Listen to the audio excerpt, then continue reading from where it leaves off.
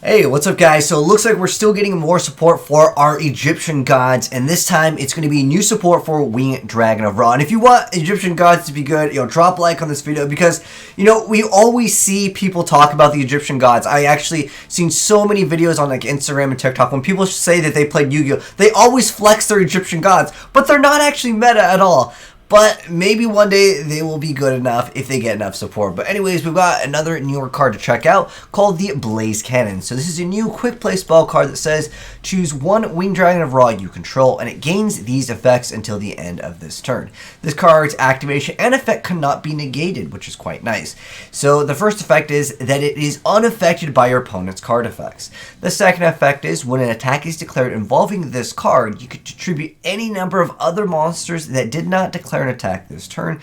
This card gains attack equal to the attributed monster's combined original attack until the end of this turn. The third effect is after damage calculation, if this card attacked, you get to send all monsters your opponent controls to the graveyard. So first off, going over how viable the effect is. Obviously, this is quite nice because it makes it so you are guaranteeing yourself not to get pranked by any of your opponent's back row cards. But more than likely, they would have stopped your Winged Dragon of Ra from coming out in the first place because that should be able to run over pretty much any monster in the game, unless its stats somehow get ruined by some other effect. But for the most part, they would have stopped it right there. But nonetheless, being able to tribute all of your monsters, considering you have to use 3 monsters to get it out, or some alternative method to get it out, you might not have that many monsters, but I'll get into why this effect can actually be not that bad.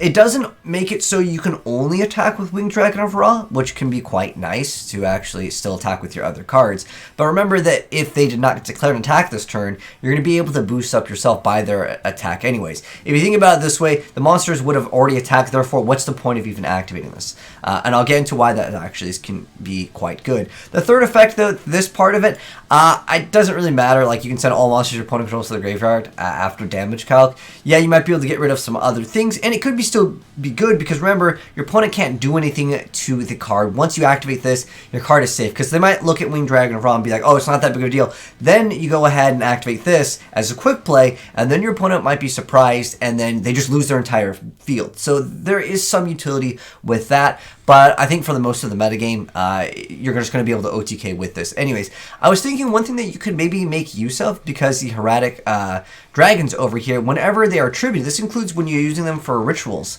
or any other cards that would be getting some type of effect, but I just thought of the Hieratic dragons off the top of my head, that we can instantly just gain that extra bonus damage, which we normally would have if they're already on the field anyways.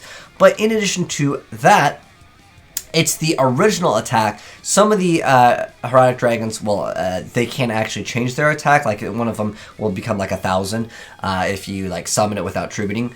But the thing is that you also get that extra vanilla to not only combo extend, but just do more damage. So it might be interesting to see someone tries to go ahead and do that. But I also have a replay that I want to share with you guys that fits right in because it is a Egyptian god, and well, it's Winged Dragon of Ra. So let me go ahead and throw up this replay so you guys can go ahead and check it out in action over here.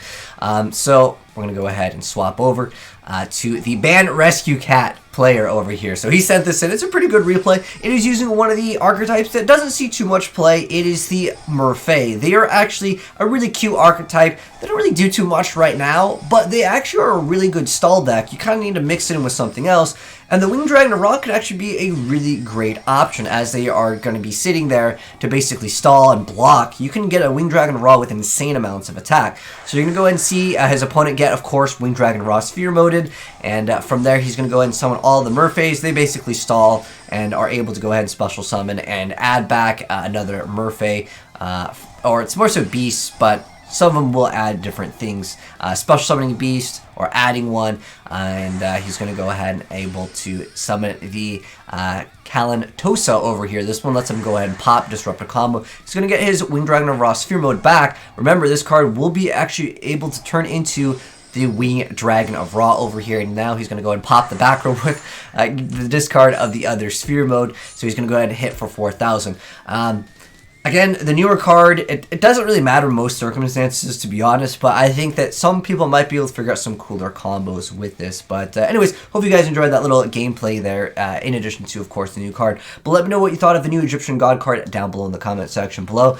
And if you guys want to check out the Slime Obelisk build, there's another way to play the Egyptian Gods. I think throwing all of them into one deck might not actually be the smartest. You gotta pick your God card as of right now, but we'll have to wait and see if they get more support to make them viable. But hopefully you enjoyed the video. If you did, drop a like on it. If you're new here, make sure you guys subscribe and turn on that bell so you don't miss out on really cool Yu-Gi-Oh content. When we go over the, I'm going to do a Herodic like one-punch OTK. I think it'll be kind of cool as well. And if you guys want to send me other replays, feel free to do so at AzneyesReplays@gmail.com.